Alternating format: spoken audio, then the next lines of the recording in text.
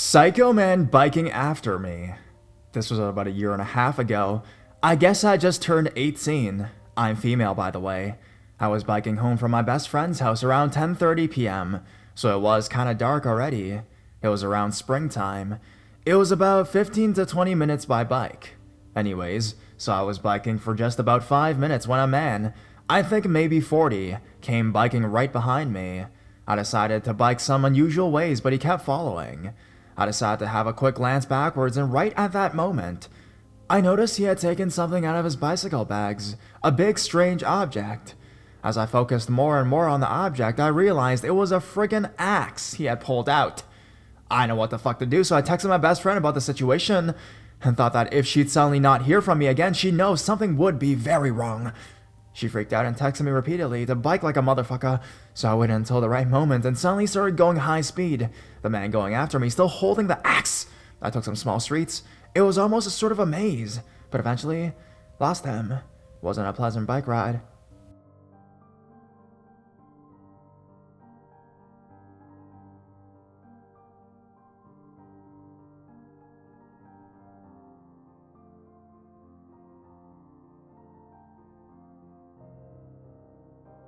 Crazy lady followed me from car wash. I was 18 or 19 years old at the time this happened. I'd just gotten off work. It was late, and I had to go to the automated car wash near where I was working to get my car cleaned before I had to drive to a town about 2 hours away the next day. It was around 11 p.m. at night, and after my wash was over, I go to leave, but some woman nearly runs me over at the exit. I pull out onto the road and begin to drive home when I notice this woman is following me very aggressively. It freaks me out, and I know where the local police station is, so I decide to head there. She's flashing her lights, honking her horn, and at a stop signs begins to yell at me, "You owe me $12, you asshole!" I was not about to get out of the car and ask how in the world she thinks I owes her $12. I keep driving and I pull into the police station parking lot, thinking she'd realize where we were and go away. But she doesn't. She pulls in right behind me. I'm scared for my life and I start honking the horn, hoping for a policeman to get out and see me and help. She comes up to the window, knocks, and repeats, "You owe me $12, asshole!" I ask her how she figures, and she replies, "You stole my car wash! I paid for that car wash you used!" Which is literally impossible. I tell her I didn't owe her anything, and that if she doesn't leave now, I'll call the cops right there to come outside and handle it. She tells me to go ahead, that she'll tell the cops I stole from her and get her money. The cops come outside, and I tell them what happened. She tells them her version of events, claimed I didn't pay, drove into the car wash, she paid, and then I sat there while her car wash cycle was going on. That was really impossible. The cops said he couldn't do anything without proof, that it seemed implausible. She yelled and screamed and threw a fit, that he needed to investigate, arrest me, etc. He said he would do no such thing, but would arrest her if she continued to disturb the peace. She left, very angrily, and I waited a few minutes before I left, in case she was waiting for me. So, crazy lady who tried to cheat me out of $12. Let's not meet.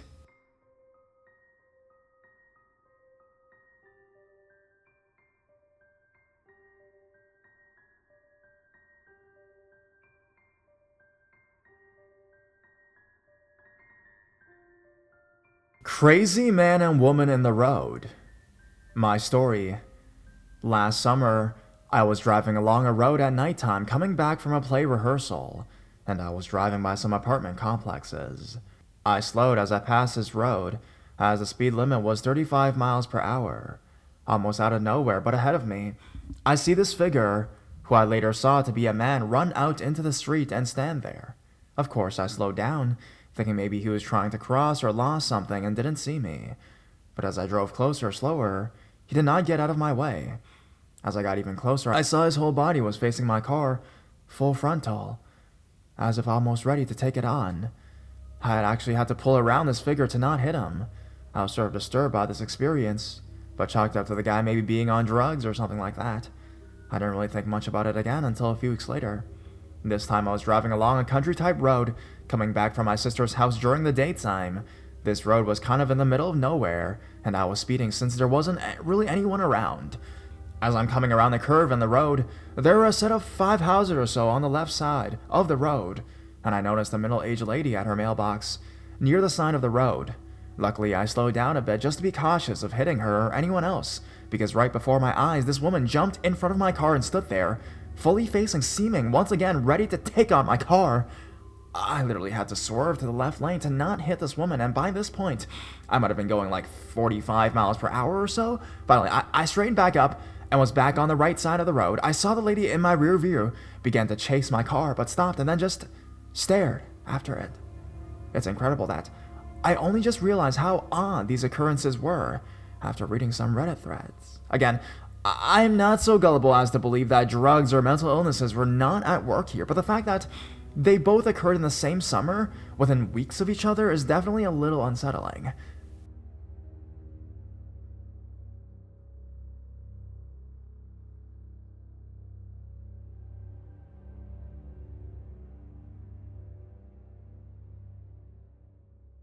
Crazy Eye Guy. So this happened a week ago at around the same time, 2 a.m. Just a bit of background. I live in the UK and go to university. I live in a fairly typical student house, in a bad area full of damp, etc. Anyways, it's the Easter holidays here, and we get 2 weeks off. There's 7 of us in the house usually, but everyone has gone home. I don't have a lot of family, and I have ridiculous amounts of work to do, so I decided to stay here for Easter. Now, I don't care when I say this, but I hate being alone. Every little fucking noise at night still freaks me out, and I'm 22 years old. Anyways, yesterday, I set up camp in the living room doing some work with headphones in. There's a door from the living room that leads to the backyard, a really small yard with another door leading to a small alley. I go out for a smoke down the alley, which is really creepy. I get back. But you know that feeling when you feel like something's wrong here? Those moments? I felt it. I was thinking how paranoid I was. Walk into the kitchen, got a drink, then I definitely heard a noise. Get a knife out the drawer. There's a fucking shadow near the empty space where the old washing machine was. I fucking nearly pissed myself. Don't know what to do. Don't know why I did, but I threw some kitchen towel at him. He screamed, banged his head on the wood. I was standing there with a knife, and the guy looked at me dead in the eyes. He had some crazy contact lenses and like blood red ones. That just made the situation worse. I just said, get the fuck out, I'll call the police. He ran out through the door, into the alley, and left. I rang the police, told them about it, completely forgot about the washing machine space, showed the police where he came in. There was a bag with 3 knives, lighter fluid, and matches. I honestly didn't know what to do. Safe to say, Crazy Eye Guy, let's not meet.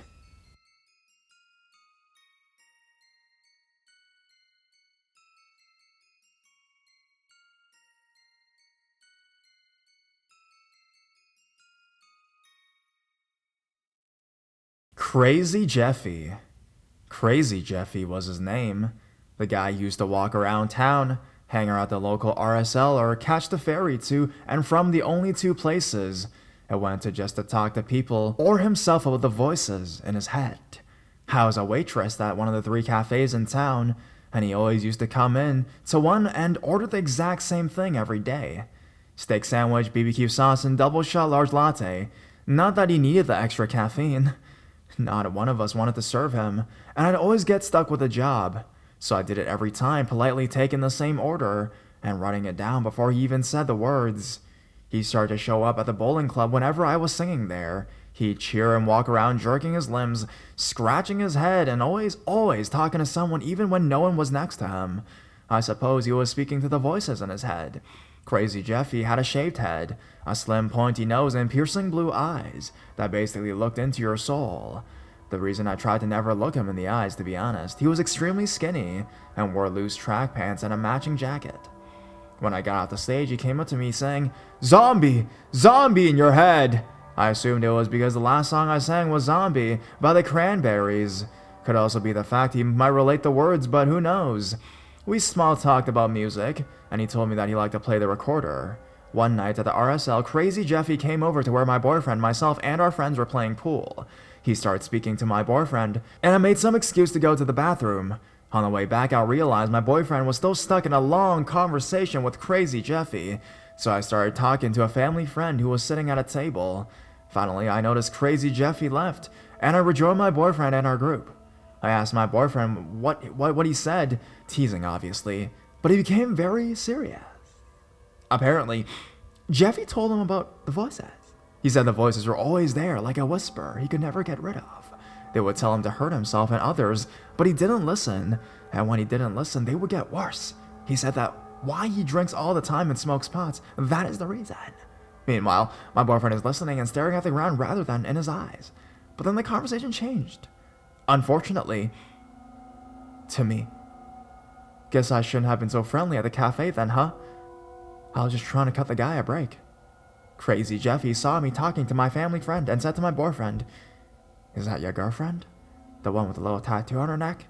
He agreed and waited for Jeffy to say something. "I know her. Are you gonna be worried when you leave for the army and she's all alone?" My heart sank at this point. Why should my boyfriend be worried? Dear God, I do not want those voices in Crazy Jeffy's head to turn on me. After that, Jeffy got up and walked away without another word, leaving my boyfriend in shock as I walked over to him. I never went to RSL again, stopped staying at the Bolo, and the cafe I worked at closed down and changed ownership. I stopped seeing Crazy Jeffy for a while, almost 2 years, until one day he was on the ferry. He was pushing himself off the railing and would not sit still.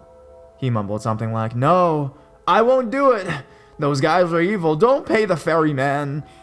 Then his eyes locked with mine. He looked right through me, and it sent chills down my spine. I immediately looked away, but I could see him. He was walking my way.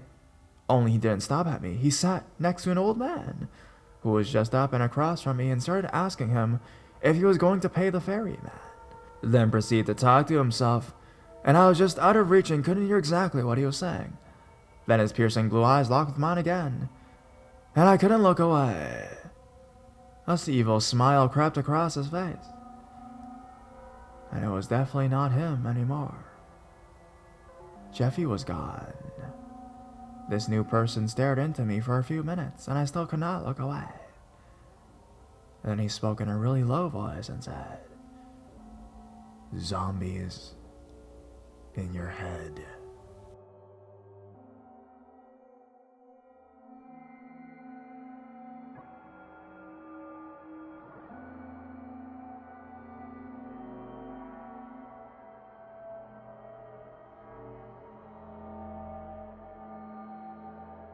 Crazy from birth.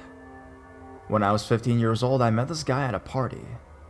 We had gotten to the same school when we were about 6 to 8 years old. I remembered each other and became friends. I hung out at his place a lot, playing Quake on his computer. I could tell that he started to have a crush on me, but I didn't fancy him. He is very unlucky with his looks, and he was crawling in pimples at the time, which kind of put me off. Shallow, I know. For months he tried to kiss me, asked me if I'd be his girlfriend and stuff like that. I always said no until one time I kissed him back. We kind of dated for a couple months, never even had sex. But then I broke up with him since I didn't even fancy him, and every time he leaned in for a kiss, all I could see were whiteheads and pus waving at me. Well, he did not take that breakup too well. He started calling my mother on the phone, telling her that 15-year-old kids don't want their mothers to know about drinking, smoking, etc. And then I started dating another boy, a very cute one also. He just went crazy. He started calling that boy and his family members, telling them how evil I was. I really was. That I was crazy and that I had cheated on him, which I never did. I was still a virgin when I broke up with him and never had any chance to cheat because he was always breathing down my neck. A year later, I started seeing another guy who had been to a party at this guy's house. But after Mr. Crazy found out we were dating, he started calling this guy, saying things to him like, "I thought we were friends. How could you stab me in the back like that?" Even though they didn't really know each other that well. And of course, telling him some horrible made-up stories about me that were such a desperate attempt to make me look bad that people could easily see through them and no one believed him. I dated that guy for just a few weeks, and a few months later I found myself another boyfriend. Again, I was 16. That third boyfriend, after Mr. Crazy Pants really did it for him. I got a call from Crazy's friend, giving me a heads up because Crazy had made at least 20 Molotov cocktails that were standing on his kitchen table. Then he was going to ambush us and throw them at us when we came out of my boyfriend's house. 3 years after I dated Mr. Crazy, I saw him standing outside my window, just staring at me. The next day, there was a huge scratch on my mother's car. I'm guessing that Crazy used his key on the car even though I don't have proof. when I was about 24 to 25. My friend told me that Mr. Crazy tried to kiss her, even though he has a girlfriend and a kid at this point. She brushed it off and hoped never to meet him again. About a week later, I went to a party at my friend's house, and guess who's there? He was really drunk. He sat alone because he was rude to everyone who tried to speak to him. As he got more and more drunk, he started to threaten to burn the house down and kill everyone in it. Thinking back, we really should have called the police to have him removed because he refused to leave when my friend and owner of the house tried to kick him out of the house. As I was leaving the party, my boyfriend went out ahead of me to smoke a cigarette. Mr. Crazy comes up to me, pushes me against the wall, and is probably not more than an inch away from my face when he tells me that everything my friend says is a lie. The friend he tried to kiss. He had no idea that she told me about it, but he told me that if I told anyone about this, he would find out and he would kill me. At this point, my boyfriend comes back because a guy ran downstairs, telling him a guy was threatening to me. And at this point, almost 10 years after I dated Crazy, I was so happy when I found out that him and his family moved out of the city. But I still have them blocked on Facebook, so they won't know much about me. He would probably manipulate his girlfriend to spy on me or something if I didn't block her as well. I'm afraid that he might hurt me at some point. After 5 years, 15 years, he's crazy enough and always has been. I should add that an uncle of his molested him when he was 9 years old. He actually didn't touch him, but was masturbating and made the kid watch. His uncle owns a country music radio station, which is also a restaurant, I think, and I think the old guy also lives there. Shortly after Crazy was threatening to burn down my friend's house, the radio station burnt down. Someone had put it on fire, and Mr. Crazy likes his fire. So yeah, I'm a little uneasy knowing that he is out there.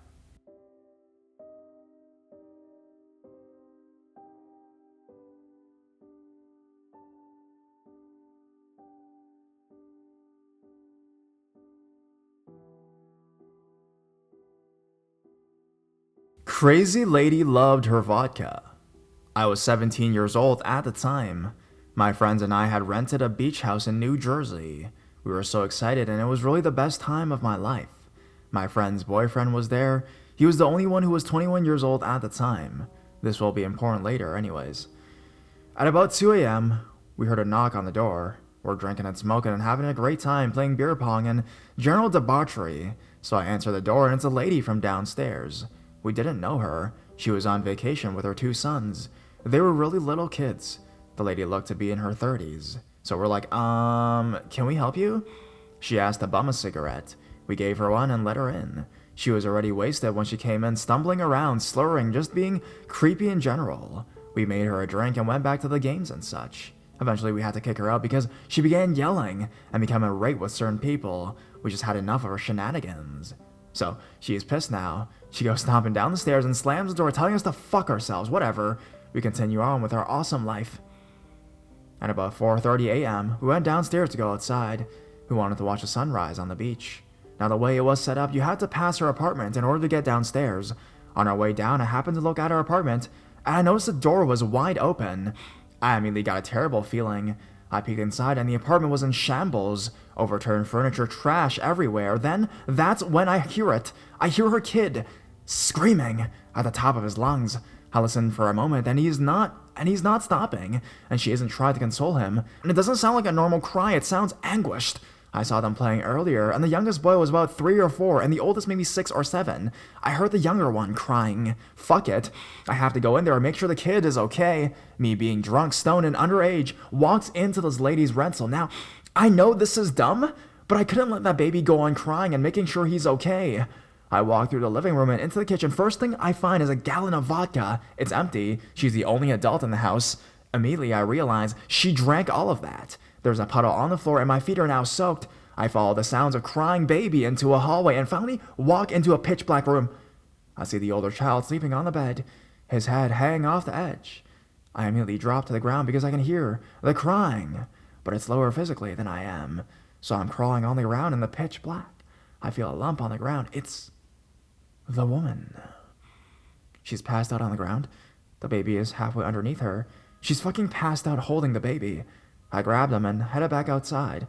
My friends and I were all screaming and I was crying. My friend's boyfriend, who is 21, called the cops, since he's the only one who is legal, and we were all drunk. He held the baby and waited outside until the cops got there, while we hid in the room. The lady ended up being taken away in restraints. She was screaming at the top of her lungs, flailing her arms. I never forget that night. Her brother came over the next day and apologized to us. He said she is on medication and mixed it with alcohol. We didn't see her or the kids for the rest of our trip.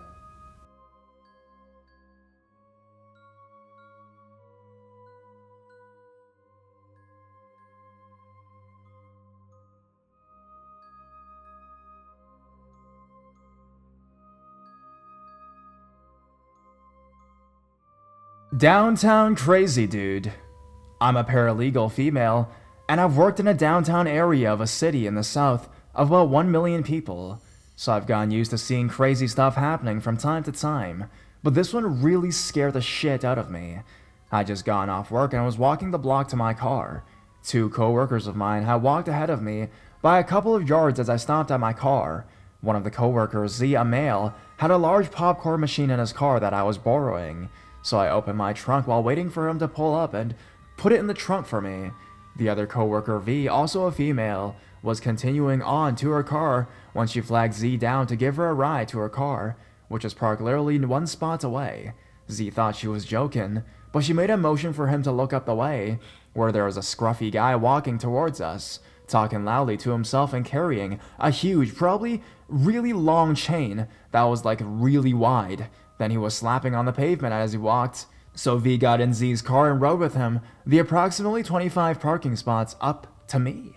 When they reached me, he jumped out, opened his trunk, and practically threw the popcorn machine in my car while talking to the guy who wanted a ride to where he said Z's friend Charles was. Z was telling him he didn't know anyone by that name and jumped in his car, slamming the door and started to take off. The crazy dude had opened Z's back door and was trying to get in Z's car as he was pulling away. Meanwhile, I'm scurrying back to my car. I jump in and immediately lock my doors. I'm watching the dude because I just want to get out of there. And he tried 3 times, all the while screaming about Charles person, I don't know who that was, to get in my front passenger seat. Then he goes to the front of my car, where there's a big storm drain, and bends down like he's looking down into the drain. That's when it went downhill.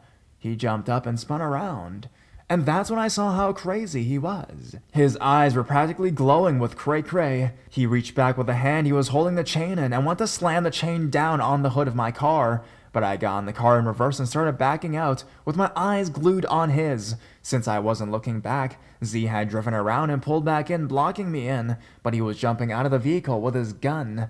Z and Crazy Dude yelled at each other for a second. I have no idea what they said because even though I was still sitting between them, my eyes were still glued to his crazy eyes, and my brain was in fight or flight mode. Z got back in his car and hightailed it out of there, and I noped right the fuck out.